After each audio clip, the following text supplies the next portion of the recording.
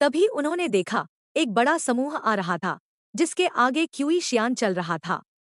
जैसे ही पुराने अध्यक्ष झांग ने क्यूई शियान को देखा, वे बहुत उत्साहित हो गए। उनका अराजक क्षेत्र जाने का फैसला वास्तव में क्यूई शियान से जुड़ा हुआ था। 20 साल पहले वे एक ग्रह पर व्यापार करने गए थे और अचानक एक हाई लेवल स्टार वर्म से सामना हो गया। और वह वही ग्रह था जिसे क्यूई युनचिंग ने अपनी जान देकर बचाया था। उस समय वे बहुत डर गए थे और बड़ी रकम खर्च करके स्पेसशिप टिकट खरीदा और वहां से भाग निकले थे। वे पहले ही बचकर निकल गए थे, इसलिए क्यूई युनचिंग उनके उद्धारकर्ता नहीं कहे जा सकते थे। लेकिन क्यूई युनचिंग द्वारा उस ग्रह की रक्षा करने के बलिदान ने उन्हें गहराई से प्रभावित किया था। उसी दिन से वे कुछ सार्थक करने की इच्छा रखने लगे थे। कई दिनों तक क्यूई शियान का लाइव प्रसारण देखने के बाद पुराने अध्यक्ष झांग अपने विचारों में और भी दृढ़ हो गए। लेकिन उन्हें अब तक समझ नहीं आया था कि वे क्या करें, जब तक कि उन्होंने शी क्यूई से अराजक क्षेत्र केओटिक जोन के बारे में नहीं सुना। पुराने अध्यक्ष झांग ने तय कर लिया था कि वे अपनी जिंदगी के आखिरी कुछ साल अराजक क्षेत्र में बिताएंगे। यंग मास्टर क्यूई, दादाजी झांग, क्यूई शियान ने मुस्कुराते हुए कहा, आप तो बहुत जल्दी आ गए। हम जाने से पहले साथ में खाना खा सकते हैं। अध्यक्ष झांग एक पल के लिए चौंक गए। फिर उन्होंने सुना कि क्यूई शियान ने कहा, मैं शी क्यूई हूँ। क्या आप मेरी आवाज नहीं पहचान पा रहे? अध्यक्ष झांग और पुराने अध्यक्ष झांग। अध्यक्ष झांग को थोड़ी शर्म महसूस हुई। वे हमेशा से सोचते आए थे कि शी क्यूई अस्पताल में कई महीनों तक वॉलंटियर बनकर जरूर किसी और इरादे से काम कर रहा होगा। लेकिन असल में शी क्यूई क्यूई शियान ही था। क्यूई शियान के पास वह सब कुछ था जो उसे चाहिए था, फिर भी वह सिर्फ दूसरों की मदद करने के लिए काम कर रहा था। और अब वह अराजक क्षेत्र भी जाना चाहता था। क्यूई शियान सच में बहुत दयालु और निस्वार्थ था।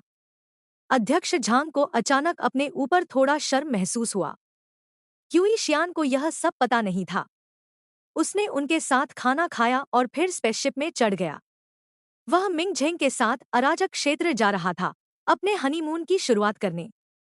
कुछ समय पहले तक मिंग झेंग हर दिन काम में व्यस्त रहता था और दिन में उसके साथ नहीं रह पाता था। लेकिन आने वाले कुछ महीनों में वे दोनों हर समय साथ रह सकते थे और कभी अलग नहीं होंगे। क्यूई शियान ने मिंग झेंग को गले लगाया और कहा, आ झेंग, चलो अराजक क्षेत्र में एक सैनिटोरियम खोलते हैं। उसने जियांग रेन से अराजक क्षेत्र के बारे में बहुत सारी जानकारी ली थी। वहां के लोगों की स्थिति सच में बहुत खराब थी। अराजक क्षेत्र में संघर्ष कर रहे लोग उसे उसकी पिछली जिंदगी के आसपास के लोगों की याद दिलाते थे। ठीक है, मिंग झेंग ने कहा। क्यूई शियान के चेहरे के भाव देखकर वह समझ गया कि वह क्या सोच रहा है। अब जब युद्ध नहीं था, तो वह लंबी छुट्टी ले सकता था। वे अराजक क्षेत्र में कुछ और साल भी रह सकते थे। क्यूई शियान का स्पेसशिप बहुत तेज नहीं चल रहा था। उसे स्पेसशिप पर जीवन सच में बहुत पसंद था। आखिर यहाँ वह और मिंग झेंग हर समय साथ रहते थे। अलग होना लगभग नामुमकिन था। इसी दौरान क्यूई शियान ने अराजक क्षेत्र केओटिक जोन के बारे में और जानकारी इकट्ठी की और अंत में उसने तय किया कि वे क्वियांग स्टार जाएंगे। क्वियांग स्टार अराजक क्षेत्र के किनारे पर स्थित था और वहां कई मिलियन लोग रहते थे। इस ग्रह में क्वियांग नाम का एक रहस्यमय तत्व पाया जाता था। यहाँ की मिट्टी भी इसी तत्व से भरी हुई थी और यहाँ के जानवर और पौधे भी क्वियांग तत्व से युक्त थे। यह तत्व मनुष्यों के लिए हानिकारक था। अगर कोई इंसान ऐसे जानवर या पौधे खा ले जिनमें यह तत्व हो, तो उसे जहर लग सकता था और मृत्यु भी हो सकती थी। इसलिए इस ग्रह को तकनीकी रूप से रहने योग्य हैबिटेबल नहीं माना जाता था और सामान्यतः यहाँ इंसानों का रहना उचित नहीं था। फिर भी इंसानों ने यहाँ शहर बसाए थे। इस ग्रह में बहुत से खनिज थे और यहाँ दुर्लभ रत्न जेमस्टोन्स भी पाए जाते थे। यहाँ के पौधे और जानवर भी बेहद सुंदर थे। जो जीव और पौधे क्वियांग तत्व से प्रभावित होते थे, वे दिन में सूरज की रोशनी में रंग-बिरंगी चमक देते थे और रात में चमकते थे। अमीर लोग हमेशा सुंदर चीजों पर पैसा खर्च करने के लिए तैयार रहते थे।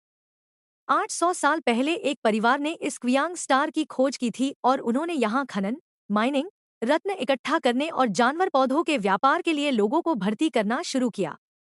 बाद में जैसे जैसे यहाँ की चीजें लोकप्रिय होती गई और भी ज्यादा लोग काम करने के लिए लाए गए। इस ग्रह को प्रचारित करने के लिए इसके मालिक ने कुछ वैज्ञानिकों को रिश्वत दी और उनसे कहलवाया कि क्वियांग तत्व इंसानों को और मजबूत बना सकता है।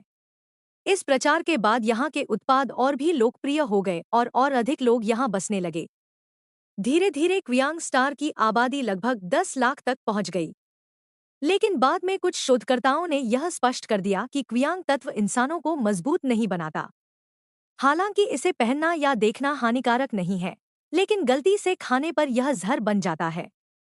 कुछ स्पष्टीकरण हर जगह फैल गए और क्वियांग स्टार की वे चीजें जो पहले आसमान छूती कीमतों पर बिकती थी, अचानक बेकार हो गई। इसके साथ ही कुछ लोगों ने क्वियांग स्टार की सच्चाई भी उजागर कर दी। वहां काम करने वाले मजदूर, जिन्हें जानवर और पौधे इकट्ठा करने के लिए मजबूर किया जाता था, अक्सर कम उम्र में ही मर जाते थे। जिस परिवार के पास क्वियांग स्टार का स्वामित्व था और जिसने इससे बहुत पैसा कमाया था, वह अंदर से बिखर गया। पूरे साम्राज्य ने उनका बहिष्कार कर दिया और अंततः वे दिवालिया हो गए। इससे भी बुरा यह हुआ कि स्टार डाकुओं, स्टार थीव्स के एक समूह ने उस परिवार का स्पेसशिप और क्वियांग स्टार पर छोड़ा गया पैसा लूट लिया और पूरे ग्रह पर कब्जा कर लिया, किसी और को वहां आने तक नहीं दिया। उस समय क्वियांग स्टार पर बसे 10 लाख से अधिक लोगों में कुछ ऐसे थे जिन्हें मूल मालिक परिवार ने काम के लिए रखा था, कुछ कैदी थे जिन्हें उस परिवार ने पैसे देकर दूसरे रहने योग्य ग्रहों से खरीद लिया था और क्वियांग स्टार पर बने जेल में रखा था, और कुछ लोग अपनी इच्छा से वहां रहने आए थे। अब वे वहां से बाहर नहीं निकल सकते थे। क्वियांग स्टार के पौधे और जानवर खाए नहीं जा सकते थे। शहरों में खेती होती थी, लेकिन वह भोजन सभी के लिए पर्याप्त नहीं था। कई लोग वहां मर गए और कानून व्यवस्था भी बहुत खराब हो गई। एक समय तो लोग सोचने लगे थे कि क्वियांग स्टार के सभी लोग धीरे धीरे खत्म हो जाएंगे। लेकिन इंसान बहुत अनुकूलनशील, अडैप्टिव होते हैं। उन्होंने पाया कि वहां कुछ ऐसे जानवर और पौधे हैं जिन्हें खाया जा सकता है। लंबे समय तक थोड़ी मात्रा में क्वियांग तत्व वाले भोजन को खाने से लोगों में उस तत्व के प्रति कुछ प्रतिरोध विकसित हो गया। धीरे धीरे मानव जाति वहां बढ़ने और बसने लगी। और अब क्यूई शियान का स्पेसशिप क्वियांग स्टार पर उतर चुका था। उन्होंने देखा एक जर्जर, डिलैपिडेटेड शहर जो बिल्कुल भी आधुनिक नहीं था। क्वियांग स्टार पर केवल एक बड़ा शहर था जिसे क्वियांग सिटी कहा जाता था। उस दिन क्वियांग सिटी के लोग अपनी रोजमर्रा की जिंदगी जी रहे थे। तभी उन्होंने आसमान से कई स्पेसशिप उतरते देखे। क्या फिर से सप्लाई आ रही है? शायद, लेकिन इससे हमें क्या? वो सामान कभी हमारे पास नहीं पहुंचता। क्या तुम जाना चाहते हो? कौन जानता है कि उन लोगों को कहां ले जाया गया था? हो सकता है उनके शरीर का चीर फाड़ करके उनके अंग बेचे गए हों। जो लोग वापस आए हैं, क्या वे ठीक नहीं हैं? शायद सिर्फ वही कुछ लोग अच्छे हाल में हों। लोग आपस में चर्चा कर रहे थे, जबकि क्यूई शियान जियांग रेन के साथ बात कर रहा था। जियांग रेन भी वहां आ चुका था।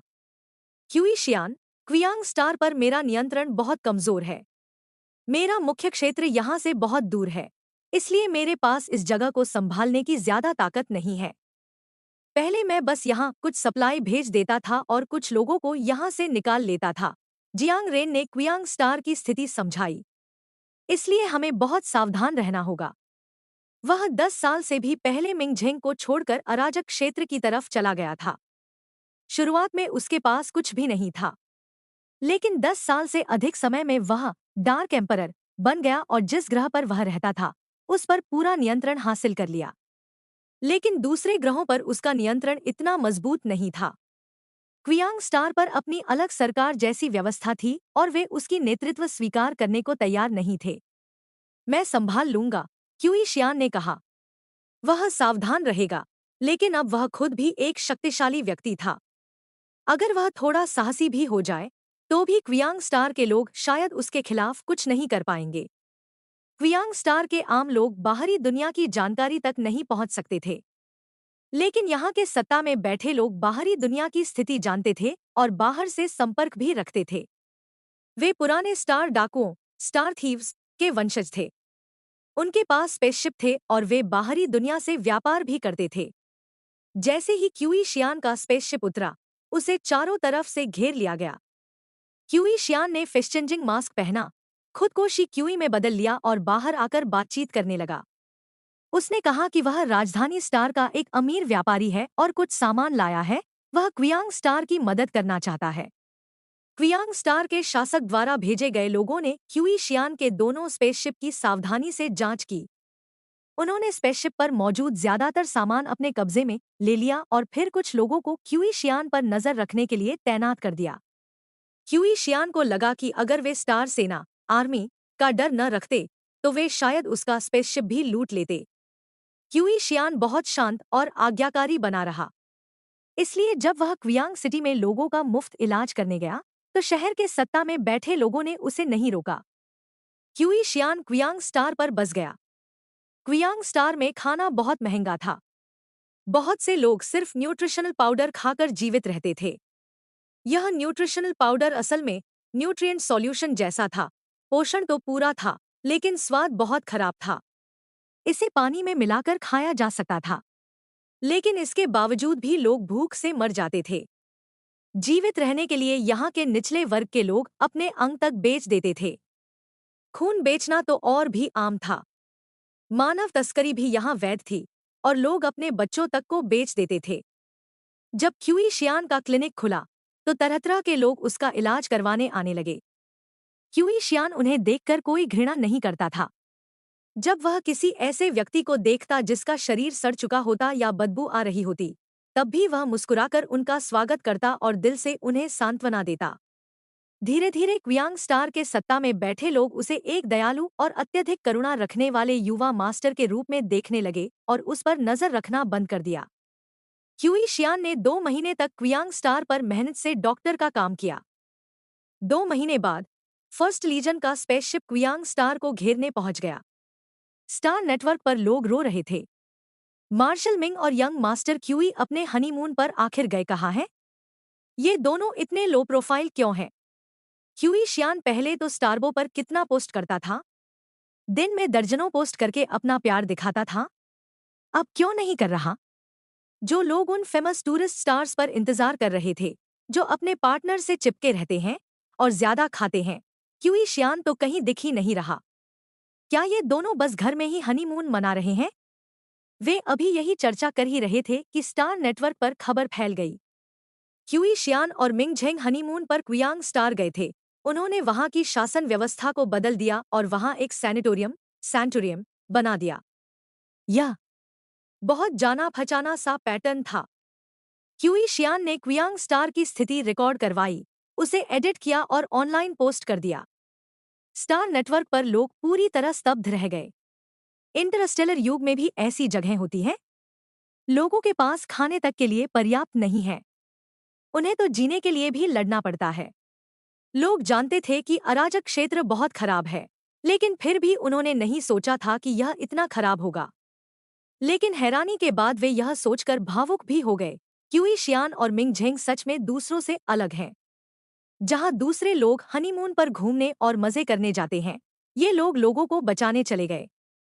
क्यूई शियान ने मिंग झेंग की तरफ देखा और कहा, मेरी पिछली जिंदगी में मैं अपने आसपास लोगों को एक एक करके मरते हुए देखता था और चाहता था कि कोई एलियन आए और हमें बचा ले।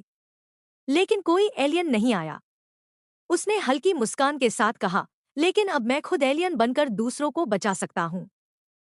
क्वियांग स्टार के युवा लोग इस ग्रह से निकलकर नई जिंदगी शुरू कर सकते थे, लेकिन जो बुजुर्ग या शारीरिक रूप से कमजोर थे, वे इंटरस्टेलर यात्रा के लिए उपयुक्त नहीं थे।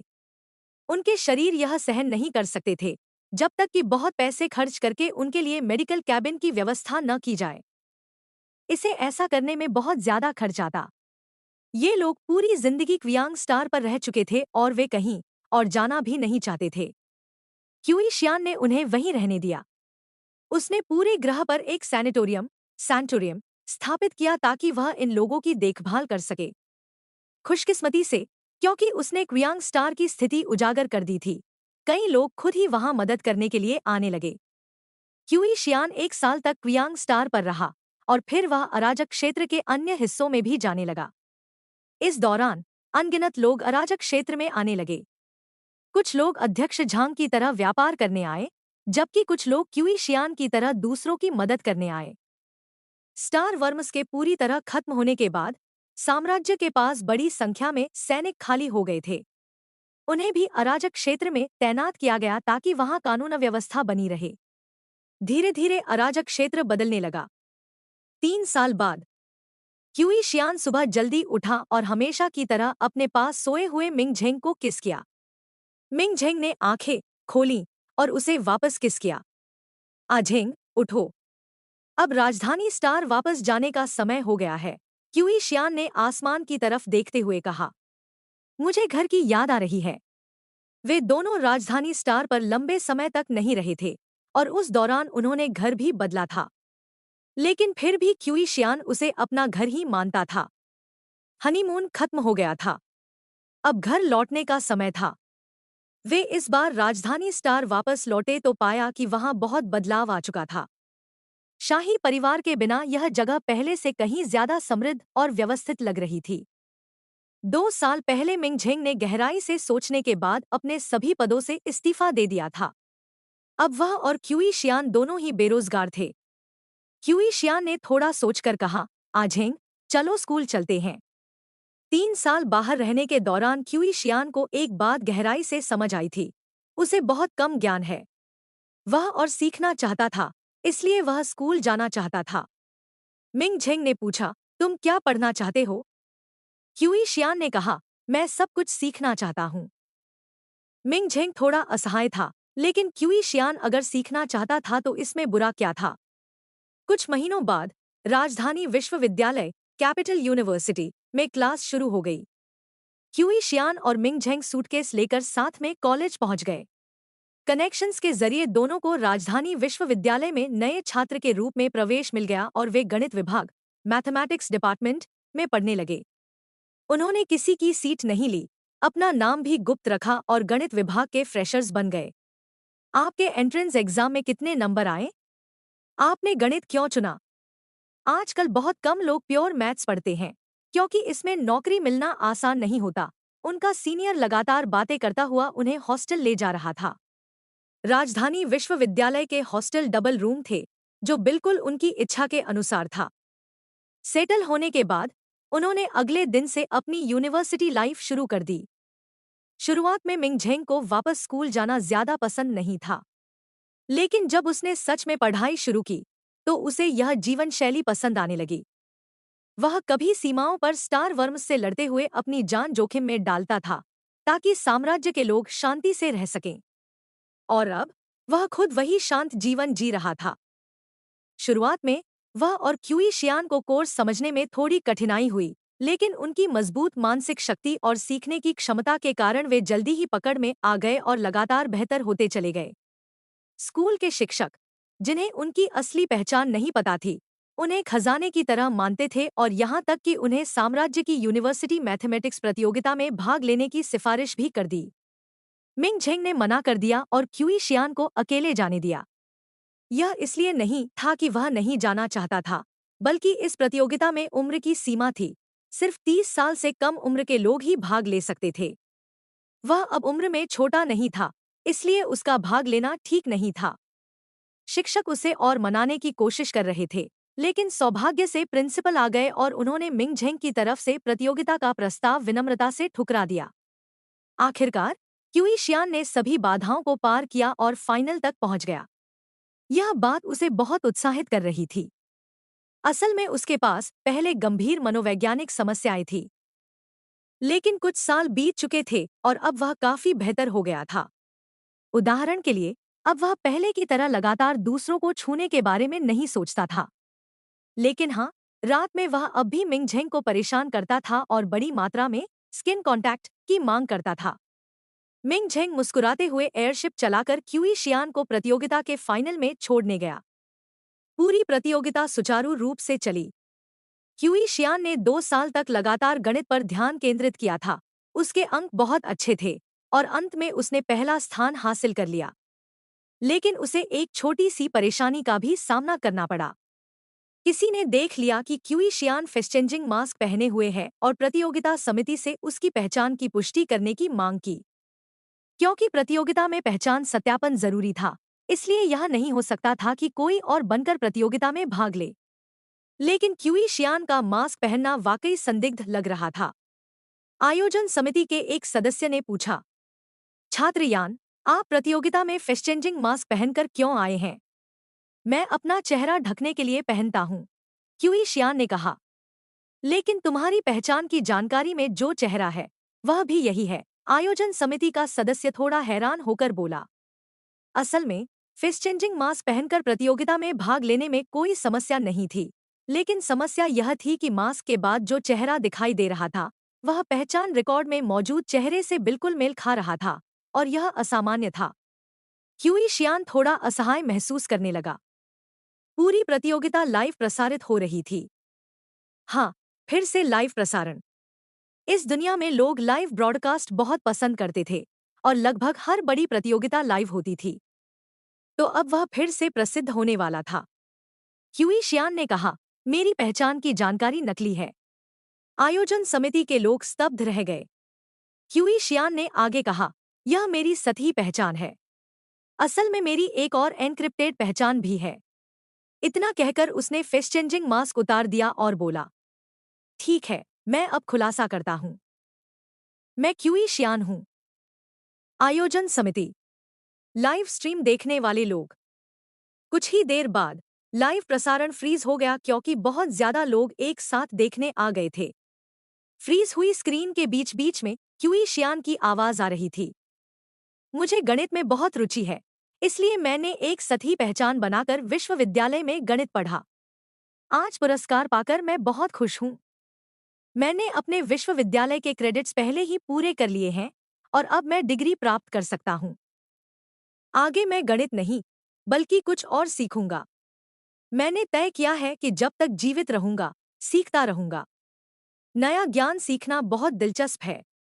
मुझे लगता है कि मेरी आगे की जिंदगी और भी दिलचस्प होती जाएगी। स्टार नेटवर्क पर क्यूई शियान के फैंस बेहद उत्साहित हो गए।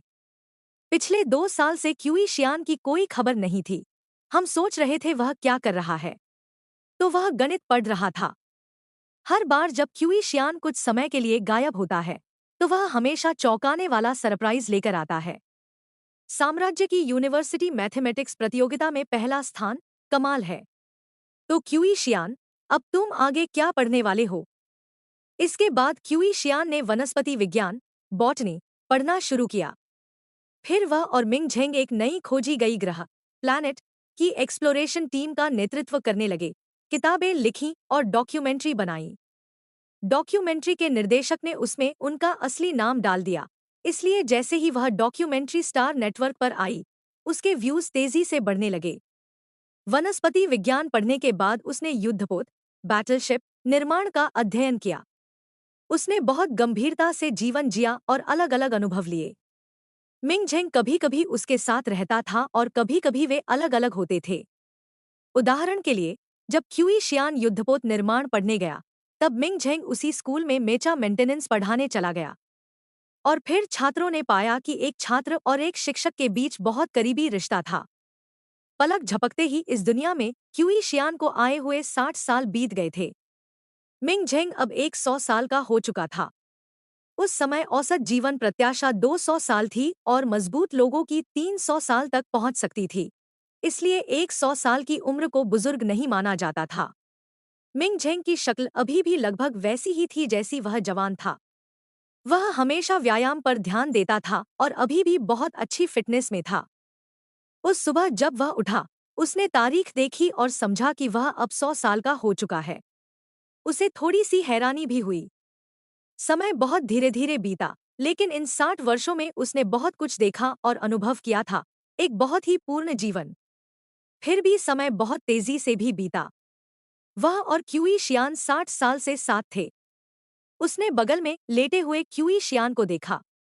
लोग लंबे जीवन जीते थे, इसलिए कुछ लोग अपनी जिंदगी में दर्जनों बार शादी भी कर लेते थे। बहुत लंबे समय तक मिंग झेंग को यह चिंता रहती थी कि कहीं क्यूई शियान उसके साथ बहुत समय बिताने के बाद उसे उबाऊ न समझ ले और उससे अलग न हो जाए। आखिर उसका स्वभाव क्यूई शियान से बिल्कुल विपरीत था। लेकिन क्यूई शियान उसके साथ हमेशा पहले जैसा ही व्यवहार करता था। 60 साल बीत जाने के बाद भी क्यूई शियान का उसके प्रति उत्साह बिल्कुल कम नहीं हुआ था। उसे खुद भी समझ नहीं आता था कि उसका शरीर क्यूई शियान को इतना आकर्षक क्यों लगता है। आझेंग, तुम थोड़ा और सो क्यों नहीं लेते? क्यूई शियान ने मिंगझेंग को अपनी बाहों में खींच लिया। मिंगझेंग ने कहा, अब उठने का समय हो गया है। मेहमान आने वाले हैं। क्यूई शियान ने जम्हाई ली।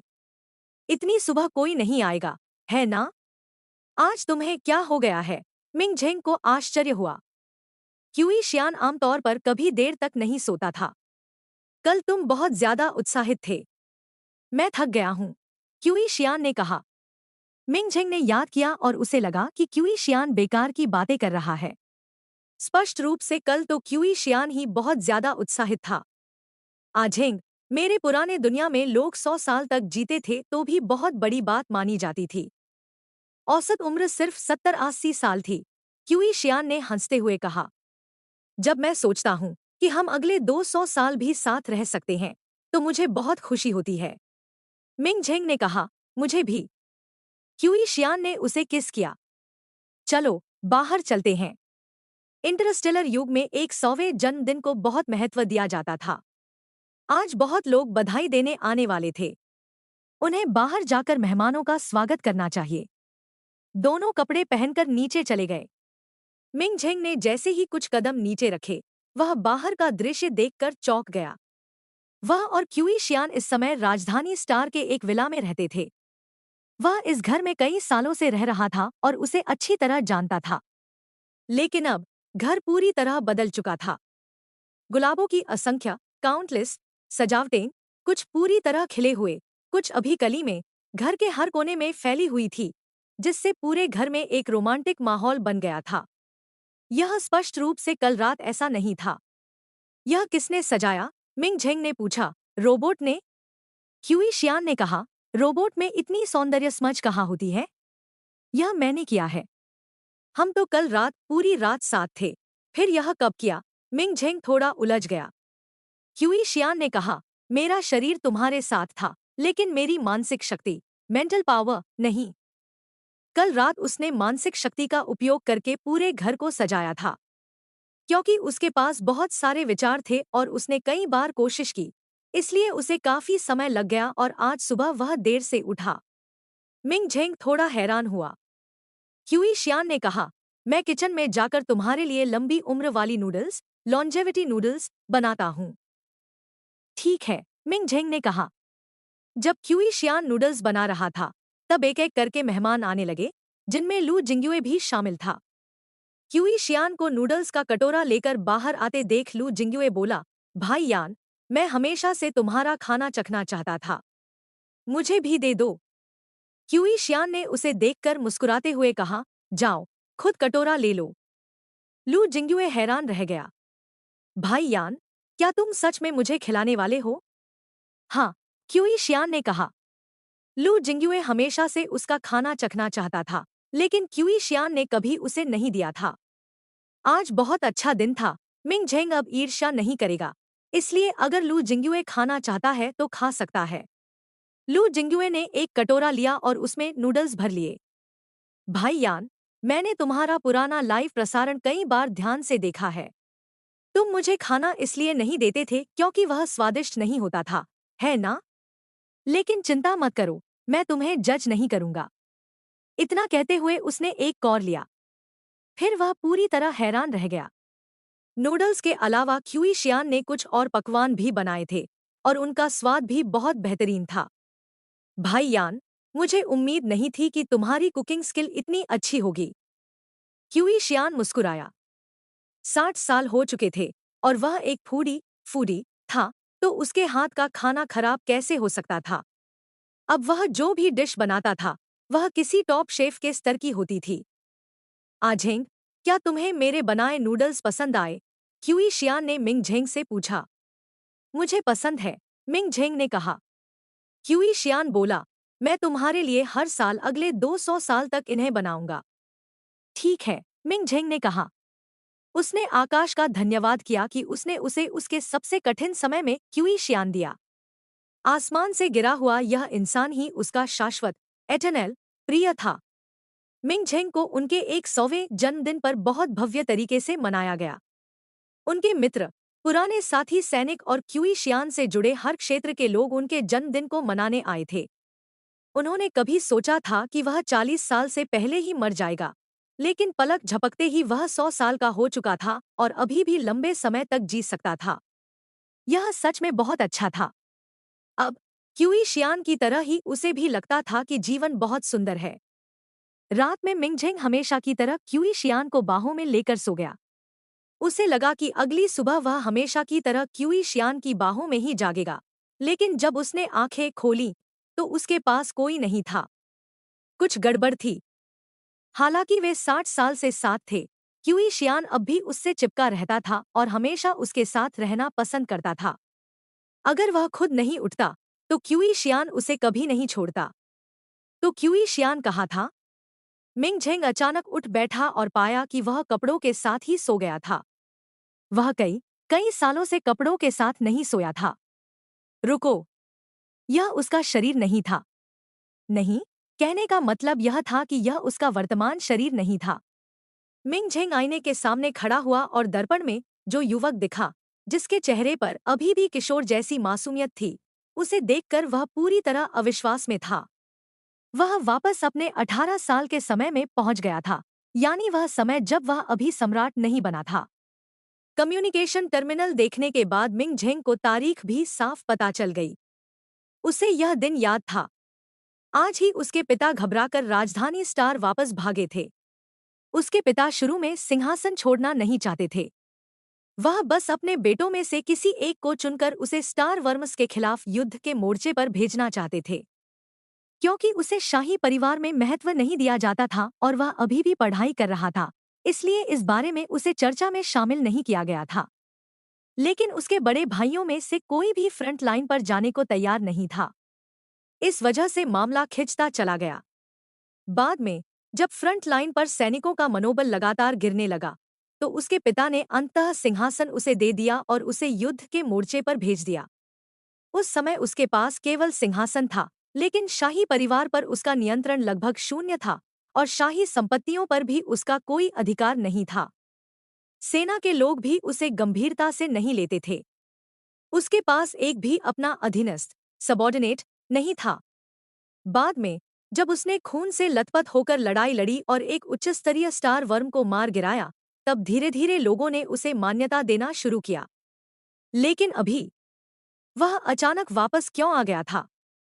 और क्यूई शियान कहाँ था? मिंग झेंग ने अपना बेडरूम छोड़ा और बाहर आया। फिर उसने देखा कि कई एयरशिप्स शाही महल में प्रवेश कर रही थी और सीधे उसके पिता के रहने वाले स्थान की ओर जा रही थी। वह तेजी से आगे बढ़ा। उसके पिता ने उसे कोई सूचना नहीं दी थी, लेकिन बाकी लोगों को इस बारे में जानकारी नहीं थी, इसलिए जब वह वहां पहुंचा तो किसी ने उसे रोका नहीं। मिंग झेंग आसानी से आगे बढ़ता हुआ अपने पिता के सामने पहुंच गया। उसी समय सम्राट यह पूछ रहे थे कि कौन फ्रंट लाइन पर जाने के लिए तैयार है। मिंग झेंग ने बिना किसी हिचकिचाहट के कहा, पिता महाराज, मैं जाने को तैयार हूं। सम्राट कुछ देर तक उसे घूरते रहे और फिर पूछा, क्या तुम वयस्क हो? मैं आधे महीने में वयस्क हो जाऊंगा, मिंग झेंग ने कहा। अपने पिछले जीवन में इस समय उसे नजरअंदाज किए जाने का एक कारण यह भी था कि वह अभी नाबालिग था। आधे महीने बाद वह आखिरकार वयस्क हो गया और उसकी मानसिक शक्ति, मेंटल पावर, की दोबारा जांच हुई, जिसमें लेवल सामने आया। तभी उसके पिता ने उस पर ध्यान दिया। सम्राट का चेहरा बहुत अच्छा नहीं था। वह किसी और को फ्रंट लाइन पर भेजना चाहते थे, लेकिन वे किसी नाबालिग को तो नहीं भेज सकते थे।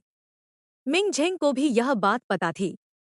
पिता महाराज, मेरी मानसिक शक्ति बहुत उच्च है। यह लेवल होनी चाहिए। उसकी वर्तमान मानसिक शक्ति बिल्कुल वही थी जो समय यात्रा से पहले थी, और वह पहले ही लेवल से भी आगे निकल चुकी थी। लेकिन इसे अभी उजागर नहीं किया जा सकता था। मौजूदा स्थिति में इतना दिखाना काफी था कि उसकी मानसिक शक्ति लेवल है। सम्राट ने मिंग झेंग को देखा और गहरे विचार में डूब गए। अगर मिंग झेंग की मानसिक शक्ति वास्तव में इतनी मजबूत है, तो उसे फ्रंट लाइन पर भेजने पर कोई आपत्ति नहीं करेगा। मिंग झेंग एक प्रयोगशाला से आया था। वह अभी युवा था और उसके पास कोई समर्थन नहीं था, इसलिए उसे नियंत्रित करना आसान था। उसके दृष्टिकोण से मिंग झेंग का फ्रंट लाइन पर जाना ठीक ही था। सम्राट ने तुरंत आदेश दिया कि मिंग झेंग की मानसिक शक्ति की जांच की जाए। अपने पिछले जीवन में जब वह 18 वर्ष का था, मिंग झेंग अपनी मानसिक शक्ति को पूरी तरह नियंत्रित नहीं कर पाता था। लेकिन 100 साल की उम्र में उसका नियंत्रण पूर्णता तक पहुंच चुका था। उसने परीक्षण किया और जानबूझकर लेवल मानसिक शक्ति दिखा दी। एक ऐसा व्यक्ति जो अभी वयस्क भी नहीं हुआ था और जिसने कभी कोई एनहांसमेंट पोटियन नहीं लिया था, उसकी मानसिक शक्ति लेवल निकली। सम्राट की आंखों में मिंग झेंग के लिए ईर्ष्या झलकने लगी और उसी समय उसने निर्णय भी ले लिया। तो तुम मेरी जगह फ्रंट लाइन पर जाओगे। मिंग झेंग ने इसे स्वीकार कर लिया। अपने पिछले जीवन में उसके पिता ने उसे सिंहासन दिया था और फिर उसे फ्रंट लाइन पर भेज दिया था। लेकिन इस जीवन में उसके पिता ने सिंहासन के बारे में कभी बात ही नहीं की। लेकिन मिंग झेंग को इसकी कोई परवाह नहीं थी। जब तक उसके पास सैन्य शक्ति और पर्याप्त नियंत्रण था, वह शाही परिवार की संपत्ति को बिना सिंहासन के भी अपने नियंत्रण में ले सकता था। मिंग झेंग ने सबसे पहले जियांग रेन, जियांग जिन और जियांग म्यू को साथ लिया।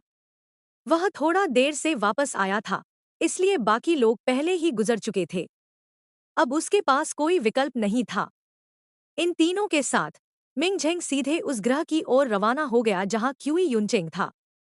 उसने खुद अपने पिता को खोजा ताकि वह फ्रंट लाइन पर जल्दी जाकर क्यूई युनचेंग और उन लोगों को बचा सके जो उस लड़ाई में मारे गए थे। उसे याद था कि जिस युद्ध में क्यूई युनचेंग और उच्चस्तरीय स्टार वर्म एक साथ मारे गए थे, उस समय वह स्टार वर्म अपने साथ लाए हुए निम्न और मध्यम स्तर के स्टार वर्म्स के साथ मिलकर साम्राज्य के लाखों सैनिकों और आम लोगों को मार चुका था। उस समय मानव सभ्यता और स्टार वर्म्स अभी पूर्ण गतिरोध स्टेलमेट की स्थिति में नहीं पहुंचे थे और स्टार वर्म्स का पता लगाने के लिए कोई डिटेक्शन सिस्टम भी विकसित नहीं हुआ था। अनगिनत लोग स्टार वर्म्स के मुंह में मारे गए थे और कुछ रहने योग्य ग्रह तो पूरी तरह से नष्ट तक कर दिए गए थे। अपने पिछले जीवन में सेना ने कभी आंकड़ा निकाला था कि स्टार वर्म्स के कारण मरने वालों की संख्या 1 अरब से भी अधिक थी। कई जगहों पर भयावह दृश्य होते थे।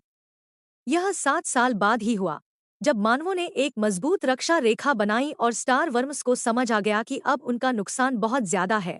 तब जाकर मौतों की संख्या तेजी से कम होने लगी।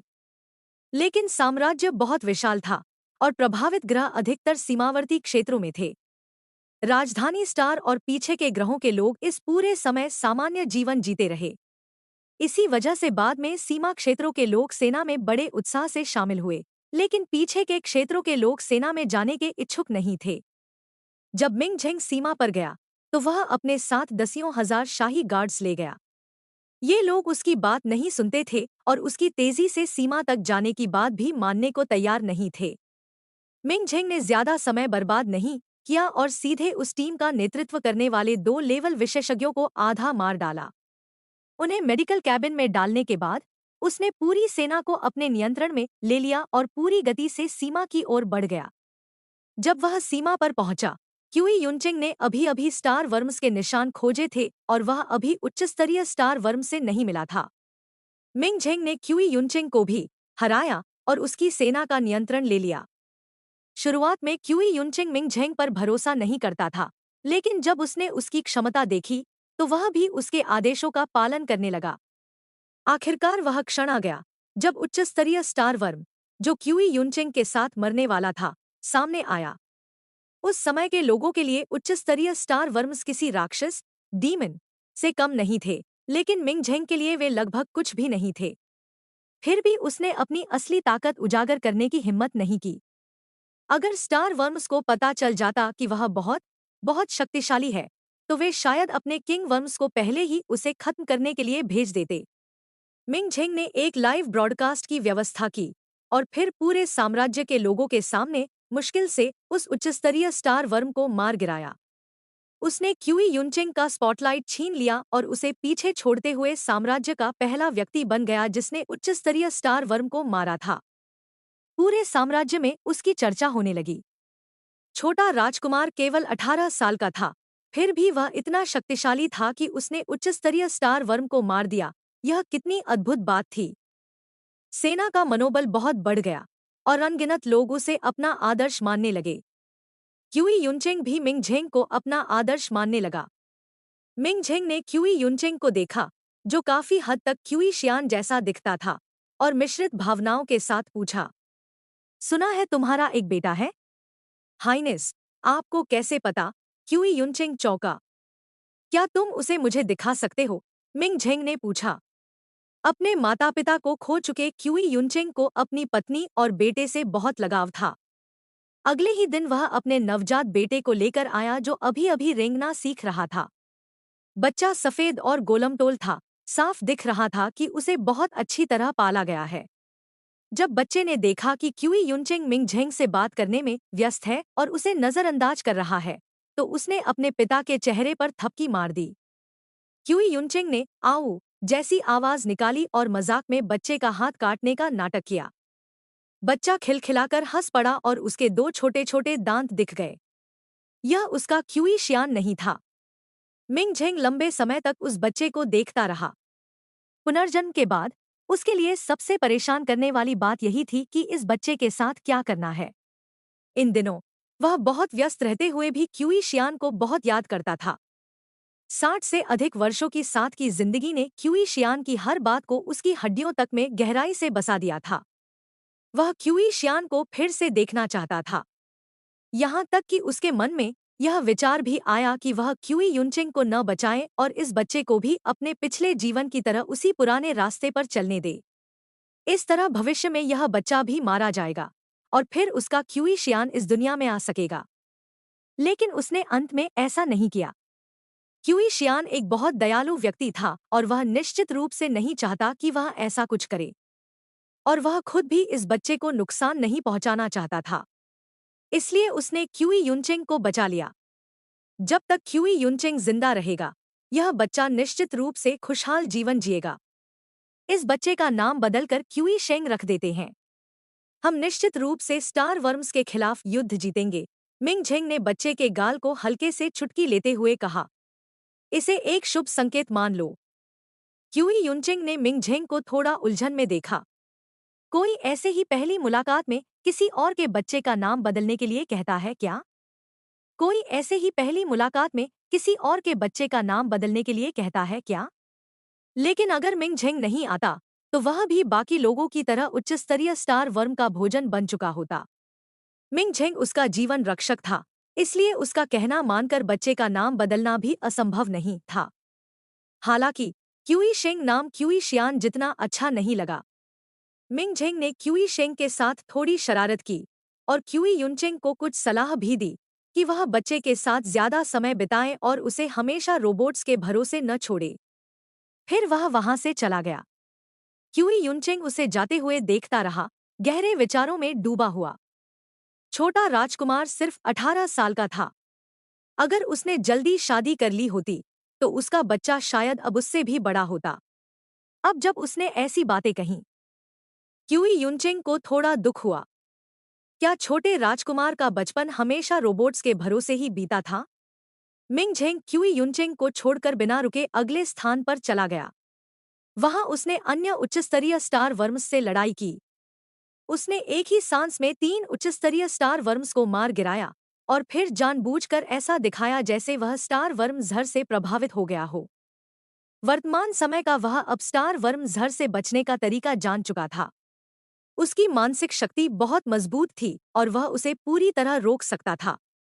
लेकिन अगर वह जहर से प्रभावित दिखे, तो इससे उसके पिता भी शांत रहेंगे और स्टार वर्म्स भी। क्यूई शियान शायद इस दुनिया में फिर से न आए। उसके पास क्यूई शियान जैसी कोई अलौकिक शक्ति नहीं थी और वह अकेले 3 किंग वर्म्स को मारने का तरीका भी नहीं जानता था। इसलिए वह केवल धीरे धीरे लोगों को प्रशिक्षित कर सकता था और फिर स्टार वर्म्स को खत्म करने का तरीका खोज सकता था। इसके लिए बहुत लंबा समय लग सकता था। मिंग झेंग ने खुद के लिए 20 साल की समय सीमा तय की। 20 साल बाद अगर क्यूई शियान वापस आता है तो सबसे अच्छा, और अगर नहीं आया तो वह स्टार वर्म्स के साथ मर जाएगा। उसके बाद शायद वह अपने मूल संसार में वापस चला जाए। उसे सच में क्यूई शियान की बहुत याद आती थी। हर बार जब वह सोता था, तो उसे उम्मीद होती थी कि अगली सुबह वह क्यूई शियान को देखेगा, लेकिन ऐसा कभी नहीं हुआ। अपने आप को क्यूई शियान की यादों से दूर रखने के लिए वह खुद को काम में डुबोता चला गया। स्टार वर्म्स को मारने के अलावा उसने सेना में मौजूद परजीवियों, पैरासाइट्स को भी साफ करना शुरू कर दिया और सेना पर नियंत्रण पाने के तरीके खोजने लगा।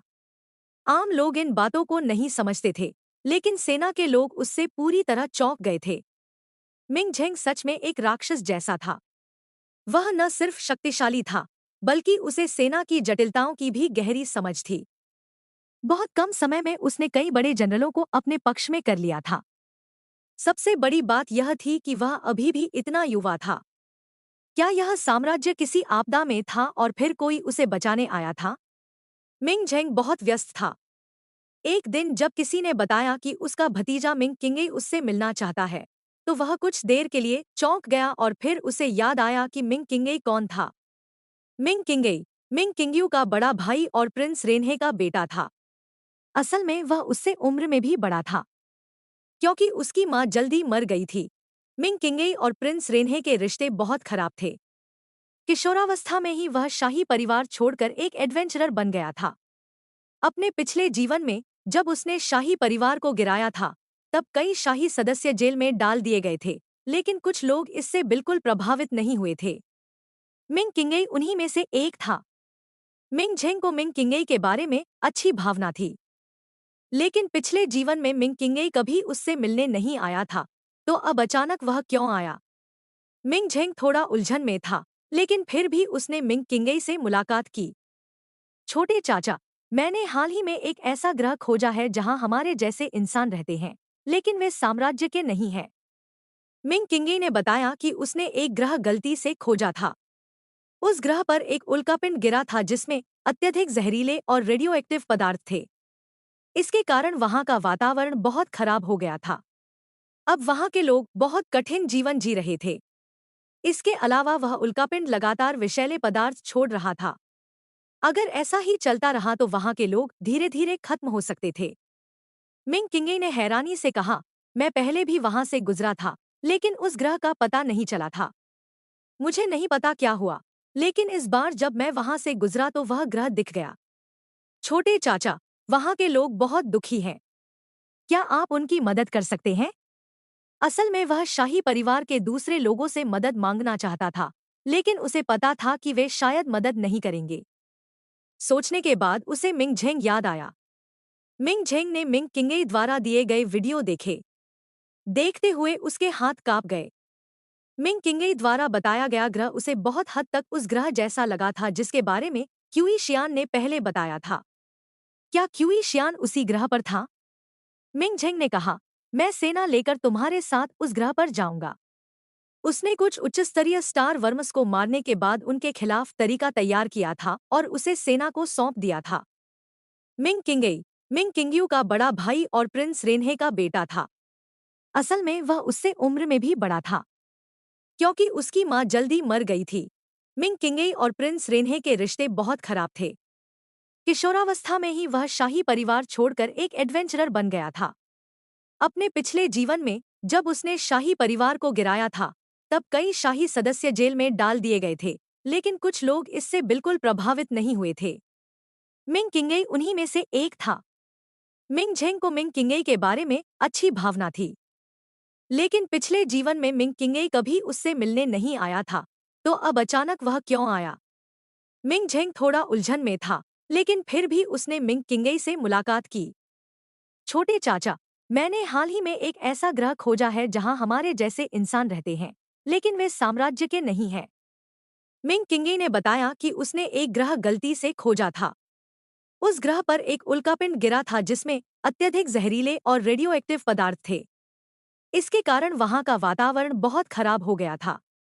अब वहां के लोग बहुत कठिन जीवन जी रहे थे। इसके अलावा वह उल्कापिंड लगातार विषैले पदार्थ छोड़ रहा था। अगर ऐसा ही चलता रहा तो वहां के लोग धीरे धीरे खत्म हो सकते थे। मिंग किंगे ने हैरानी से कहा, मैं पहले भी वहां से गुजरा था, लेकिन उस ग्रह का पता नहीं चला था। मुझे नहीं पता क्या हुआ, लेकिन इस बार जब मैं वहां से गुजरा तो वह ग्रह दिख गया। छोटे चाचा, वहां के लोग बहुत दुखी हैं। क्या आप उनकी मदद कर सकते हैं? असल में वह शाही परिवार के दूसरे लोगों से मदद मांगना चाहता था, लेकिन उसे पता था कि वे शायद मदद नहीं करेंगे। सोचने के बाद उसे मिंग झेंग याद आया। मिंग झेंग ने मिंग किंगे द्वारा दिए गए वीडियो देखे। देखते हुए उसके हाथ कांप गए। मिंग किंगई द्वारा बताया गया ग्रह उसे बहुत हद तक उस ग्रह जैसा लगा था जिसके बारे में क्यूई शियान ने पहले बताया था।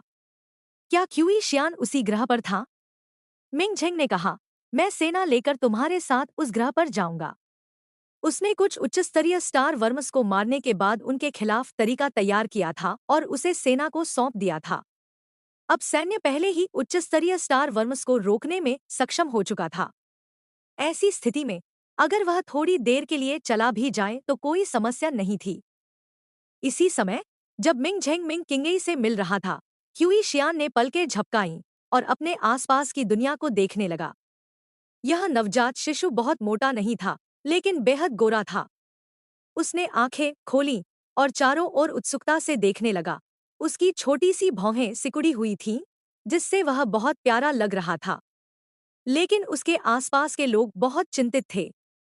जब से सर्वनाश अपकलिप्स आया था, हवा में विषैले पदार्थ फैल गए थे और खाना पानी सुरक्षित नहीं रह गया था। बुजुर्ग और कमजोर लोग पहले ही जहर से मर चुके थे और मजबूत लोग भी एक एक करके खत्म हो गए थे।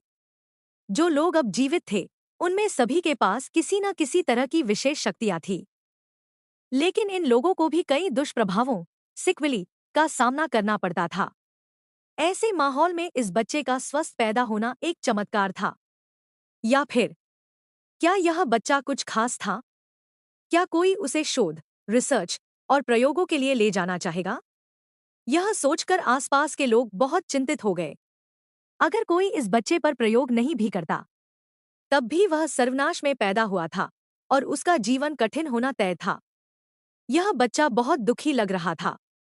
क्यूई शियान अभी अभी पैदा हुआ था, उसकी दृष्टि पूरी तरह विकसित नहीं थी, इसलिए वह आसपास के चेहरों को साफ नहीं देख पा रहा था। लेकिन उसके पास मानसिक शक्ति थी। हालांकि वह अभी अपनी पूरी मानसिक शक्ति का उपयोग नहीं कर सकता था, फिर भी वह आसपास की स्थिति समझ सकता था। वह पुनर्जन्म लेकर फिर से अपने बचपन में लौट आया था। लेकिन क्यूई शियान के लिए यह कोई रोमांचक बात नहीं थी। उसका बचपन आसान नहीं था। आखिरकार उसे अपने प्रेमी के साथ एक खुशहाल जीवन मिल गया था, लेकिन भगवान ने क्या किया?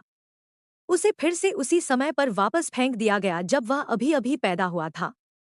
क्यूई शियान को अपने माता पिता की बहुत याद आती थी और उन सभी लोगों की भी जिन्होंने उसके सबसे कठिन समय में उसका साथ दिया था। लेकिन वह फिर से जन्म नहीं लेना चाहता था। वह फिर से उन लोगों को अपनी आंखों के सामने मरते हुए नहीं देखना चाहता था। शिशु जल्दी थक जाते थे। क्यूई शियान जागने के कुछ समय बाद ही फिर से सो गया। वह उम्मीद कर रहा था कि यह सब एक सपना हो और जब वह फिर से जागे तो मिंग झेंग उसे दिखाई दे। लेकिन दुर्भाग्य से जब वह फिर से जागा तो उसकी चेतना अभी भी एक शिशु के शरीर में ही थी। शरीर पूरी तरह विकसित न होने के कारण वह बोल भी नहीं सकता था। वह केवल इतना कर सकता था कि जब उसके माता पिता उसे गोद में लेते तो वह उनके शरीर से विषैले तत्वों को कम करने में मदद करता। अपने पिछले जीवन में उसके माता पिता बहुत जल्दी मर गए थे। इस ग्रह पर कई लोगों ने विशेष शक्तियां सुपर पावर्स विकसित कर ली थी। जिन लोगों की शक्तियां मजबूत थी, वे कठिन परिस्थितियों में भी अधिक समय तक जीवित रह सकते थे। उसके माता पिता के पास भी शक्तियां थी, लेकिन उनका स्तर बहुत ऊंचा नहीं था। क्यूई शियान ने अपना छोटा सा हाथ बढ़ाकर अपनी माँ का हाथ पकड़ लिया और थोड़ा भारी महसूस किया। उसी समय बाहर से कोई अचानक अंदर आया। क्या तुमने ताज़ा खबर सुनी है? क्या हुआ? क्यूई शियान की माँ ने पूछा। उस व्यक्ति ने कहा, सुना है कि एक एलियन मिंग किंगई यहाँ एक अंतरिक्ष यान से आया है। उसने हमारी स्थिति देखकर कहा कि वह मदद के लिए लोगों को भेजेगा। क्या यह सच है या झूठ? माँ क्यूई चौंक गई। पहले तो मुझे भी झूठ लगा, लेकिन लोग कह रहे हैं कि यह सच है। क्या सच में इस दुनिया में एलियंस होते हैं? क्या एलियंस हमें बचाने आएंगे? क्यूई शियान ने आह आ 2 बार आवाज की।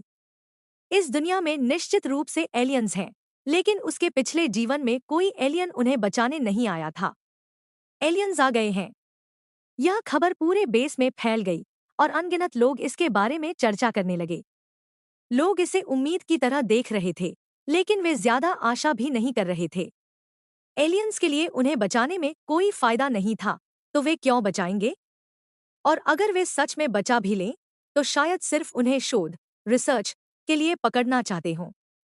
लेकिन फिर भी सिर्फ उम्मीद होना भी बिना उम्मीद के मरने से बेहतर था। क्यूई शियान रोज सोता, खाता और फिर सो जाता। समय के साथ लोगों ने उसकी खासियत समझ ली।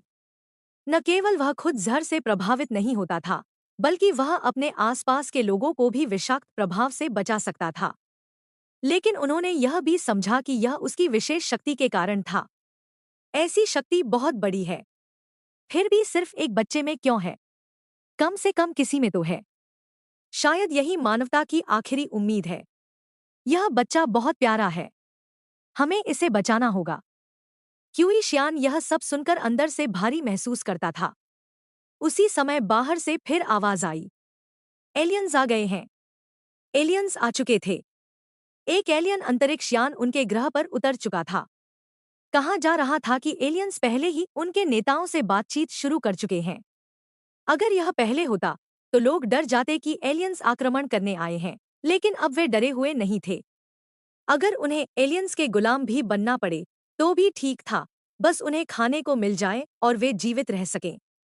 उनके ग्रह का सारा खाना विषैले पदार्थों से भरा था। अब उनके पास या तो भूख से मरने का विकल्प था या जहर से मरने का। मिंग झेंग उस ग्रह के किसी शासन के नेताओं से मिला। सामने वाले द्वारा क्यूई शियान की सिखाई हुई भाषा सुनकर मिंग झेंग ने गहरी सांस ली। उसकी आंखें हल्की सी नम हो गईं। जैसे ही नेता इस बात को लेकर चिंतित थे कि मिंग झेंग उनकी भाषा नहीं समझ पाएगा, मिंग झेंग ने इस ग्रह की भाषा में ही बोल दिया, मैं आपकी मदद करूंगा और आपको इस ग्रह से बाहर ले जाऊंगा। नेता बहुत उत्साहित हो गए। मिंग झेंग ने कन्वलेसेंट ग्रह का एक वीडियो निकाला और कहा, यह मेरे नाम पर एक निजी ग्रह है। बाद में मैं एक अंतरिक्ष यान का इंतजाम करके आपको वहां ले जाऊंगा। धन्यवाद। क्या हमें कुछ करना होगा? एक नेता ने पूछा। मिंग झेंग ने कहा, आपको कुछ करने की जरूरत नहीं है, लेकिन हम एक बार में पूरे ग्रह के सभी लोगों को नहीं ले जा सकते, इसलिए हम पहले बच्चों को ले जाएंगे और बच्चों के माता पिता भी साथ जा सकते हैं। क्या क्यूई शियान अभी भी बहुत छोटा था इस समय? क्यूई शियान सच में अभी बहुत छोटा था। मिंग झेंग ने बहुत सारे चिकित्सा उपकरण और भोजन साथ लाया था। इस ग्रह के विषैले पदार्थ साम्राज्य के लिए कोई कठिन समस्या नहीं थे और उनका इलाज आसानी से किया जा सकता था। उसने अपने अधीनस्थों से कहा कि वे उन लोगों का इलाज करें जो गंभीर रूप से जहर से प्रभावित थे और मरने वाले थे, और फिर उन्हें साफ भोजन बांटा जाए। धीरे धीरे लोग उस पर भरोसा करने लगे और कई बच्चों और उनके माता पिता को वहां से भेजा जाने लगा। सर्वनाश शुरू हुए कई साल हो चुके थे। भोजन की बहुत कमी थी और लोग विषाक्तता के कारण बदसूरत और कमजोर दिखने लगे थे। जो बच्चे भेजे जा रहे थे वे सभी बहुत दुबले और बेहद दुखी दिखते थे। लेकिन इन बच्चों में एक बच्चा अलग था। जब मिंग झेंग ने उस बच्चे को देखा तो वह पूरी तरह रुक गया। उसे इस बच्चे से एक बहुत परिचित मानसिक शक्ति, मेंटल पावर, महसूस हुई। यह क्यूई शियान था, उसका आयान। उसे लगा था कि इस जीवन में वह कभी क्यूई शियान को नहीं देख पाएगा, लेकिन सौभाग्य से भगवान ने उसे फिर से उसके पास भेज दिया था। इस बच्चे का नाम क्या है? मिंग झेंग ने माँ क्यूई से पूछा। माँ क्यूई ने कहा, इसका नाम क्यूई शियान है। बहुत अच्छा नाम है, मिंग झेंग ने कहा, और फिर उसने देखा कि बच्चा उसकी तरफ दौड़ रहा है, हाथ फैलाकर और बिना दांतों वाली मुस्कान के साथ। आह! मिंग झेंग ने अवचेतन रूप से बच्चे को पकड़ने के लिए हाथ बढ़ाया और उसी पल बच्चे ने उसे चूम लिया। साथ ही बच्चे की मानसिक शक्ति, मेंटल पावर, भी उसकी मानसिक शक्ति से जुड़ गई। मिंग झेंग का दिल जोर से कांप उठा। यह क्यूई शियान था, वही क्यूई शियान जो उसके साथ 60 से अधिक वर्षों तक रहा था। क्यूई शियान भी इस दुनिया में आ चुका था। आसपास के सभी लोग यह देखकर चौंक गए कि क्यूई शियान मिंग झेंग की बाहों में कूदकर उसे चूम रहा था। इस ग्रह के नेता घबरा गए, उन्हें डर था कि मिंग झेंग उन पर गुस्सा करेगा। मिंग किंगई भी चिंतित था। छोटे चाचा। जब माँ क्यूई ने देखा कि उसकी गोद खाली है तो वह कांप उठी। उसका बच्चा अभी केवल 2 महीने का था और ठीक से बैठ भी नहीं सकता था। वह अचानक किसी और की बाहों में कैसे कूद गया और उसे कैसे चूम लिया?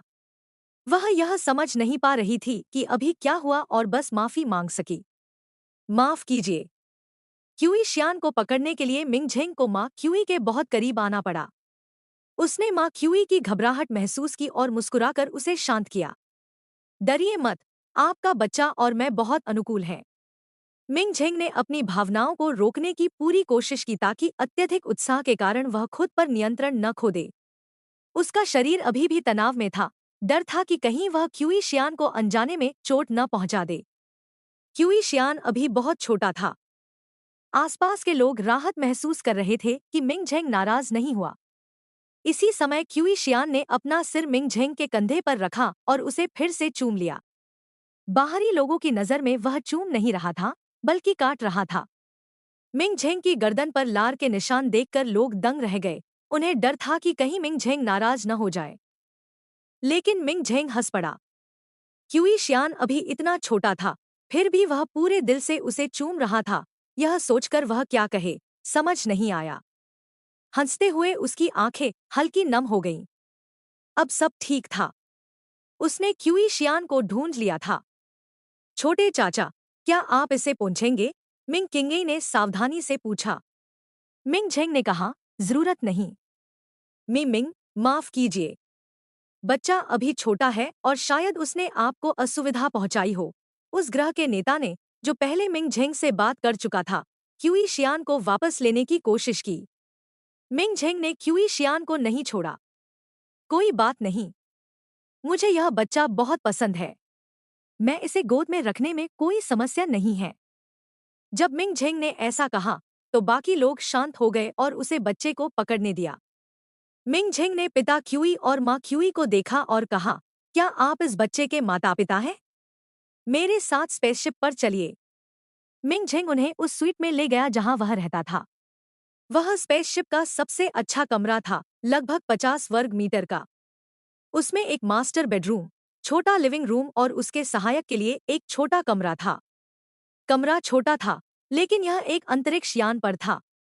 बाकी लोग ट्रेन के स्लीपर कोच जैसी बंक बेड्स में रहते थे। मिंग झेंग के कमरे के लिविंग रूम में एक मेडिकल कैबिन था। उसने पिता क्यूई और माँ क्यूई की हालत देखकर पिता क्यूई से कहा कि वह मेडिकल कैबिन में लेट जाए। यह एक मेडिकल कैबिन है। यह आपके शरीर को उसकी सबसे अच्छी स्थिति में वापस ला सकता है। पिता और माँ क्यूई एक एलियन के सामने बहुत संकोची थे, लेकिन मिंग झेंग बहुत नम्र था। उसने उन्हें मेडिकल कैबिन के उपयोग की पूरी जानकारी दी और पिता क्यूई को पहले अंदर लेटने को कहा। मेडिकल कैबिन में पीली रोशनी जली और उपचार शुरू हो गया। मिंग झेंग क्यूई शियान को गोद में लिए हुए था और माँ क्यूई से उसके हाल के बारे में पूछ रहा था। साथ ही उसने एक बोतल निकालकर क्यूई शियान के लिए दूध का फॉर्मूला तैयार किया। आने से पहले उसने खास तौर पर बेबी सप्लाईज तैयार की थी, जो अब काम आ रही थी। यह उसका पहला बार था जब वह बच्चे की देखभाल कर रहा था, इसलिए उसके हाथ थोड़े अनजान थे, लेकिन वह बहुत सावधानी से काम कर रहा था। उसकी हरकतें देखकर माँ क्यूई आखिरकार थोड़ा शांत हुई। साफ था कि यह एलियन सच में बच्चों को पसंद करता था। क्या मैं बच्चे को पकड़ लूं? माँ क्यूई ने पूछा। मैं कर लूंगा। मुझे यह बहुत पसंद है, मिंग झेंग ने कहा। मैं हमेशा से ऐसे एक छोटे भाई की चाह रखता था। यह सुनकर माँ क्यूई और भी निश्चिंत हो गई। उसने मिंग झेंग को देखा और पूछा, आपकी उम्र कितनी है? मिंग झेंग ने कहा, मैं इस साल 18 साल का हूँ। उसकी उम्र सिर्फ 18 साल थी। सर्वनाश से पहले तो वह अभी हाई स्कूल का छात्र ही होता। माँ क्यूई पहले ही 30 साल से अधिक की थी। जब उन्हें मिंग झेंग की उम्र पता चली, तो उन्होंने उसे एक दयालु नजर से देखा। दूसरी तरफ मिंग झेंग माँ क्यूई के सामने थोड़ा असहज महसूस कर रहा था। मानसिक उम्र के हिसाब से वह उनसे बहुत बड़ा था, लेकिन सामाजिक रूप से माँ क्यूई उसकी बड़ी थी। वह कोशिश करके माँ क्यूई से बातचीत करने लगा और उनसे घुलने मिलने की कोशिश करता रहा। उसकी गोद में बैठा क्यूई शियान दूध पीकर सो गया। पहले वह जो अचानक मिंग झेंग की बाहों में कूद गया था, वह उसने अपनी मानसिक शक्ति का उपयोग करके किया था। यह वर्तमान छोटे शरीर के लिए थोड़ा ज्यादा था, इसलिए अब वह थककर नींद में चला गया। दूसरी तरफ मेडिकल कैबिन में पिता क्यूई भी सो गए। माँ क्यूई और मिंग झेंग आमने सामने बैठे थे और धीमी आवाज में अजीब सी बातचीत कर रहे थे। बच्चे बहुत कम समय के लिए जागते हैं। क्यूई शियान 1.5 घंटे बाद फिर से जाग गया। यह देखकर मिंग झेंग ने उसके लिए फिर से दूध तैयार किया और उसके कपड़े और डायपर बदल दिए। क्यूई शियान, अच्छा है कि उसकी मानसिक सहनशीलता मजबूत थी, वरना वह शर्म से मर जाता। साफ कपड़े पहनकर और मिंग झेंग की गोद में आकर वह फिर से उसकी गर्दन कुतरने लगा और कुतरते कुतरते ही फिर से सो गया। इस समय पिता क्यूई की हालत काफी बेहतर हो चुकी थी, इसलिए मिंग झेंग ने माँ क्यूई को उन्हें जगाने को कहा। फिर स्थिति बदल गई। माँ क्यूई मेडिकल कैबिन में लेट गईं और वह पिता क्यूई के साथ अजीब बातचीत करने लगा। जब माँ क्यूई मेडिकल कैबिन से बाहर आईं, तब तक स्पेसशिप ग्रह से निकलने वाला था। मिंग झेंग ने पिता और माँ क्यूई को उनके कमरे में आराम करने को कहा और फिर बोला, जब स्पेसशिप चलेगा तो यात्रियों को असहज महसूस हो सकता है। आप लोग बड़े हैं, इसलिए ठीक रहेगा, लेकिन आयान अभी बच्चा है और उसे चोट लग सकती है। इसलिए उसके लिए बेहतर होगा कि मैं उसकी देखभाल करूं। मिंग झेंग जो कह रहा था वह सच भी था, लेकिन साथ ही वह क्यूई शियान को पिता क्यूई और माँ क्यूई को सौंपने के लिए मन से तैयार भी नहीं था। पिता क्यूई और माँ क्यूई को उस पर कोई शक नहीं हुआ। उन्होंने बार बार धन्यवाद दिया और क्यूई शियान को मिंग झेंग के हवाले कर दिया। मिंग झेंग क्यूई शियान को वापस अपने कमरे में ले गया और उसके दिल में एक अजीब सी खुशी थी। आखिरकार वह क्यूई शियान के साथ अकेला रह सकता था। दुर्भाग्य से क्यूई शियान बोल नहीं सकता था, इसलिए वह बस उसे दूध पिलाता, उसके कपड़े और डायपर बदलता रहता था। मिंग झेंग बहुत सावधानी से बच्चे की देखभाल करता रहा और बीच बीच में पुनर्जन्म के बाद की घटनाओं के बारे में धीरे धीरे बात करता रहा। आखिर में उसने कहा, आयान, मैं इस ग्रह के सभी लोगों को कॉन्वलेसेंट ग्रह पर भेजने की योजना बना रहा हूँ। मुझे याद है तुमने कहा था कि वहाँ के पौधे और जानवर तुम्हारे मूल ग्रह से बहुत मिलते जुलते हैं। हूँ? क्यूई शियान ने आवाज निकाली और मिंग झेंग को एक मीठी सी मुस्कान दी। मिंग झेंग ने उसके गाल पर किस किया। आयान, तुम बहुत दुबले हो। क्यूई शेंग, मेरा मतलब है क्यूई युनचेंग का बेटा। वह तुमसे ज्यादा मोटा है। ऐसा होना ज्यादा प्यारा लगता है। क्यूई शियान ने मिंग झेंग का हाथ पकड़कर उसे काट लिया और लार का निशान छोड़ दिया। मिंग झेंग ने उस छोटे बच्चे को प्यार भरी आंखों से देखा, जिनमें भावनाएं लगभग छलक रही थी। अगले दिन मिंग झेंग ने पिता क्यूई और माँ क्यूई को डाइनिंग हॉल में ले जाकर खाना खिलाया। वहां उन्हें पता चला कि बाकी लोगों के रहने की जगह बहुत छोटी थी, बंक बेड्स, और खाना सिर्फ न्यूट्रिशनल पाउडर जैसा था। लेकिन उनके साथ विशेष व्यवहार किया जा रहा था, और इसका कारण साफ था, क्यूई शियान। लगता था यह युवा एलियन नेता सच में क्यूई शियान को बहुत पसंद करता था। हालांकि जिस तरह से मिंग झेंग खुद क्यूई शियान की देखभाल कर रहा था, उससे साफ था कि उसका उसके प्रति कोई बुरा इरादा नहीं था। हालांकि जहाज पर सभी लोग सुपर पावर वाले थे, लेकिन उनकी सेहत बहुत अच्छी नहीं थी, इसलिए स्पेसशिप बहुत धीरे चल रहा था। 2 महीने बाद वे आखिरकार कन्वलेसेंट ग्रह पर पहुंच गए। इस समय तक मिंग झेंग द्वारा भेजे गए रोबोटों ने इस ग्रह पर इतने घर बना दिए थे कि जहाज से आए सभी लोग वहां रह सकते थे। इन घरों का निर्माण सनाटोरियम के पास ही किया गया था। मिंग झेंग ने यह सनाटोरियम उसी स्थान पर बनाया था जहां उसके पिछले जीवन में भी एक सनाटोरियम था। जब सेना स्टार वर्म्स से लड़ती थी और कोई व्यक्ति स्टार वर्म के जहर से प्रभावित हो जाता था, तो उसे यहां लाया जाता था और क्यूई शियान उसका इलाज करता था। चूंकि क्यूई शियान को मरीजों का इलाज करना था, इसलिए क्यूई परिवार को सबसे अच्छे घर में रखा गया।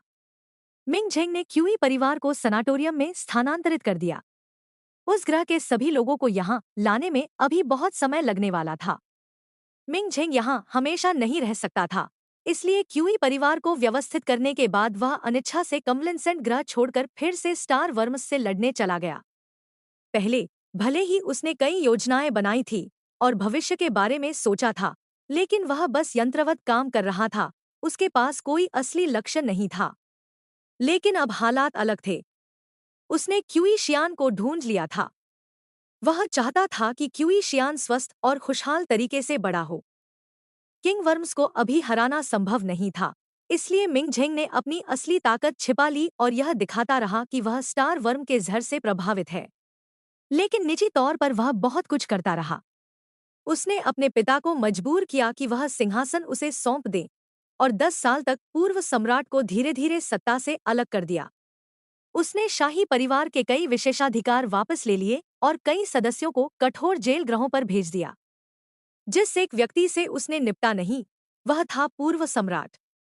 ऐसा इसलिए नहीं था कि वह उसे नहीं हटाना चाहता था, बल्कि इसलिए क्योंकि नया स्टार वर्म क्वीन उसी के शरीर में थी। उसके अधीनस्थ अभी पूरी तरह तैयार नहीं थे और क्यूई शियान भी अभी बड़ा नहीं हुआ था, इसलिए वह दुश्मन को सतर्क नहीं करना चाहता था। मिंग झेंग बहुत व्यस्त था, लेकिन वह साल में 2 बार छुट्टी लेकर कन्वलेसेंट ग्रह पर आराम करने आता था। अब उसके लिए ठीक होने के ग्रह कॉन्वलेसेंट प्लैनेट पर जाने का समय आ गया था। पिछले 6 महीनों में उसने कई अच्छी चीजें जमा कर ली थी ताकि वह उन्हें की शियान को भेज सके। कि शियान को पता था कि मिंग झेंग आ रहा है, इसलिए वह बहुत उत्साहित होकर उसका इंतजार कर रहा था। आयान, क्या तुम फिर से अपने झेंग गेगे का इंतजार कर रहे हो? माँ की ने मुस्कुराते हुए अपने बेटे से पूछा। जब उन्हें पहली बार इस ग्रह पर भेजा गया था, तो वे बहुत घबराए हुए थे। उन्हें लगा था कि ये एलियन लोग उन्हें प्रयोग के लिए इस्तेमाल करेंगे या गुलाम बना लेंगे। लेकिन किसी ने नहीं सोचा था कि वे एक सुंदर ग्रह पर नई जिंदगी शुरू कर पाएंगे। अब 10 साल बीत चुके थे, उनका डर कम हो गया था और उन्हें यकीन हो गया था कि ये एलियन सच में बहुत अच्छे हैं। इन एलियनों को उनसे ज्यादा कुछ नहीं चाहिए था, सिर्फ एक चीज। इन एलियनों के सम्राट को उनके ग्रह के एक विशेष शक्तियों वाले बच्चे से बहुत लगाव था। यह बच्चा अपनी शक्तियों से कुछ जहरीले एलियनों का इलाज करता था, लेकिन यह उनके लिए कोई बड़ी बात नहीं थी। यहाँ तक कि पिता की और माँ की को भी लगता था कि वे बहुत कम दे रहे हैं। झेंग गेगे वाला नाम काफी दिलचस्प था। कि शियान ने कहा, हाँ, मैं झेंग गेगे का इंतजार कर रहा हूँ। आयान, जब तुम्हारा झेंग गेगे आए तो शरारत मत करना और उसे फिर से किस मत करना। तुम अब बड़े हो गए हो, माँ की ने चेतावनी दी। उनका बच्चा बहुत चंचल और प्यारा था, सबको पसंद आता था। यहाँ तक कि जो एलियन यहाँ आते थे, वे भी इस बच्चे को बहुत पसंद करते थे। लेकिन उसे अब भी थोड़ी चिंता थी कि बच्चा कहीं गलती से एलियंस को नाराज न कर दे। मैं अभी छोटा हूँ, कि शियान ने आह भरते हुए कहा। उसे लगता था कि वह अभी बहुत छोटा है और चाहता था कि जल्दी बड़ा हो जाए। उसी समय मिंग झेंग वहां आ गया। आ झेंग, कि शियान दौड़कर मिंग झेंग की ओर गया। मिंग झेंग ने उसे गोद में उठा लिया और उसने मिंग झेंग के गाल पर किस कर दिया। यह देखकर माँ की थोड़ा असहज हो गई। उनका बेटा बहुत बेझिझक था। मिंग झेंग कितना ताकतवर इंसान था, कहा जाता था कि वह दुनिया का सबसे शक्तिशाली व्यक्ति है, फिर भी उनका बेटा उसे जब चाहे किस कर देता था। लेकिन मिंग झेंग सच में उसके बेटे के साथ बहुत नरमी से पेश आता था। बेटा चाहे कुछ भी अजीब करे, वह कभी नाराज नहीं होता था। जब मिंग झेंग ने की शियान को देखा, तो उसे लगा जैसे उसकी सारी थकान दूर हो गई हो। तुम काफी बड़े हो गए हो। हाँ, मैं आगे और भी बड़ा हो जाऊंगा। मैं की शेंग से भी लंबा बनूंगा, कि शियान ने कहा। कि युनचेंग अब एक एडमिरल था। पिछले कई सालों से वह लगातार स्टार वर्म्स के खिलाफ लड़ रहा था और उसने बहुत बड़ी उपलब्धियां हासिल की थी। हालांकि वह अपने पिछले जीवन जैसा साम्राज्य का हीरो नहीं था, फिर भी वह एक खुशहाल जीवन जी रहा था। उसे सबसे ज्यादा चिंता अपने बेटे की क्षमता को लेकर थी। उसके बेटे में जन्मजात शक्ति बहुत मजबूत नहीं थी, लेकिन उसके पास पैसा था, इसलिए अगर वह और दवाइयां खरीदता तो उसके बेटे की मानसिक शक्ति किसी तरह लेवल तक पहुंच सकती थी।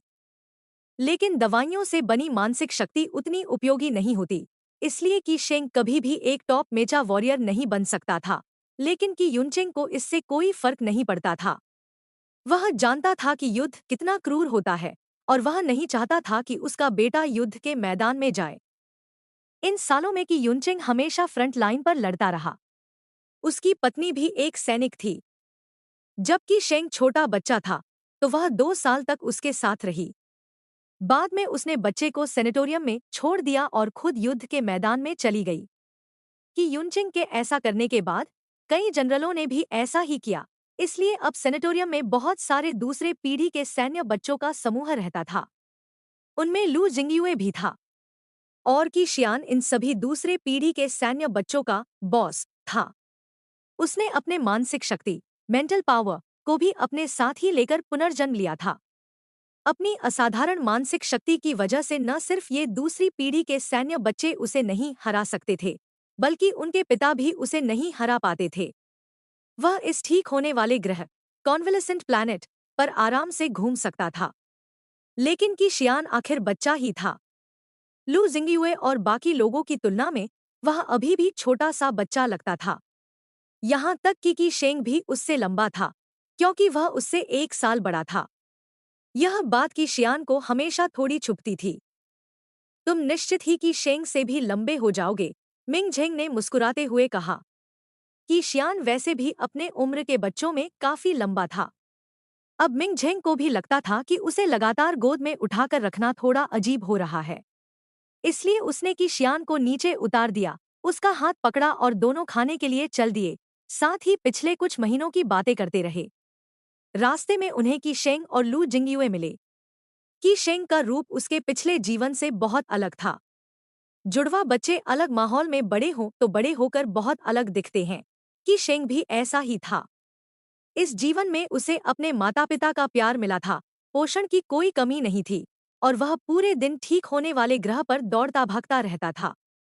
वह एक लंबा, मजबूत और सांवले रंग का आकर्षक लड़का बन गया था। की शेंग को की शियान बचपन से बहुत पसंद था और वह उसका सबसे वफादार अनुयायी था। उसे देखकर वह मुस्कुराया और बोला, बॉस। की शेंग के पीछे खड़े लू जिंगयुए ने, जो अब लगभग एक वयस्क जितना लंबा हो चुका था, थोड़ा अनिच्छा से कहा, बॉस। अभी कुछ दिनों तक मेरा आझेंग यहाँ है, इसलिए मैं तुम लोगों के साथ नहीं खेलूंगा, और तुम लोग भी मुझे मत ढूंढना। कि शियान ने साफ साफ कह दिया कि उसके लिए उसके साथी दोस्तों से ज्यादा महत्वपूर्ण उसका प्रेमी है। अब उसके पास मिंग झेंग के साथ समय बिताने के लिए साल में सिर्फ लगभग 20 दिन ही होते थे। इस समय में वह बिल्कुल भी मिंग झेंग से अलग नहीं होना चाहता था। इसलिए ठीक होने वाले ग्रह के लोग फिर से की शियान को मिंग झेंग को साथ खींचकर घूमते हुए देखते रहे। मिंग झेंग के अधीनस्थ थोड़ा हैरान थे, उनका सम्राट सच में बहुत बचकाना था। कि शियान के गांव के लोग यह देखकर दंग रह गए। क्या सम्राट मिंग झेंग की शियान के साथ थोड़ा ज्यादा ही अच्छा व्यवहार नहीं कर रहा था? लेकिन की शियान तो अब बड़ा होने वाला था। जैसे ही वह बड़ा होता, शायद ये दोनों पहले जितने चिपके हुए नहीं रहते। लेकिन लोग गलत थे। जबकि शियान बड़ा हुआ, तो ये दोनों और भी ज्यादा एक दूसरे से चिपकने लगे। सबसे चौंकाने वाली बात यह थी कि जबकि शियान 18 साल का हुआ और वयस्क बन गया, तो उसने सबको बता दिया कि वह मिंग झेंग से शादी करने वाला है। यह सुनकर सब हैरान रह गए। लू जिंगयुए और की शेंग जैसे लोग मिंग झेंग को अपना बड़ा मानते थे, और उनका बॉस अब मिंग झेंग से शादी करने जा रहा था। बॉस, क्या मैंने गलत सुना? बॉस, मैं तो हमेशा से महाराज को अंकल कहता आया हूँ। आप उनसे शादी कैसे कर सकते हो? मैं तुम्हें अपना बड़ा भाई मानता हूँ, और तुम मेरे बड़े बनना चाहते हो? रुको, अगर बॉस ने महाराज से शादी कर ली, तो क्या वह महारानी बन जाएगा? कि युनचेंग और माकी को तो और भी ज्यादा यकीन नहीं हो रहा था। जबकि शियान बहुत छोटा था, तब उसने अपने माता पिता से कहा था कि वह बड़ा होकर मिंग झेंग से शादी करेगा। माँ बाप ने तब सोचा था कि वह मजाक कर रहा है, लेकिन उन्हें कभी उम्मीद नहीं थी कि बड़ा होकर भी वह वही बात दोहराएगा। आयान, ऐसी बातें मत करो। सावधान रहो, कहीं महाराज नाराज न हो जाए, माँ की ने कहा। आझेंग नाराज नहीं होगा। वह तो मुझसे जरूर शादी करेगा, कि शियान बहुत आत्मविश्वास से बोला। माँ की चिंतित हो गई। तुम ऐसा क्यों कह रहे हो? क्या महाराज ने तुम्हारे साथ कुछ किया है?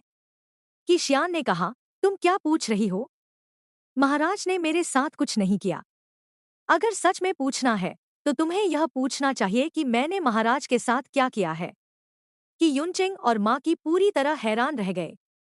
उन्हें अचानक याद आया कि उनका बेटा मिंग झेंग को देखते ही उससे चिपक जाता था। वह अब छोटा नहीं था, फिर भी जब भी मिंग झेंग मिलता, वह उसे किस कर देता था। इसके अलावा उनका बेटा ऑनलाइन भी मिंग झेंग से लगातार बातें करता रहता था, तरह तरह की मीठी बातें बोलता था। क्या उनके बेटे ने सच में महाराज के साथ कुछ किया है? जब यह बात मिंग झेंग के आसपास के लोगों को पता चली, तो वे उसे चिढ़ाने लगे। महाराज, सुना है आपका छोटा शिष्य आपको शादी करने की धमकी दे रहा है। वे सभी जानते थे कि महाराज को कीशियान बहुत पसंद है। कीशियान सच में पसंद आने वाला बच्चा था। उसके पास न सिर्फ स्टार वर्म विश को खत्म करने की क्षमता थी, बल्कि उसकी मानसिक शक्ति भी बहुत मजबूत थी।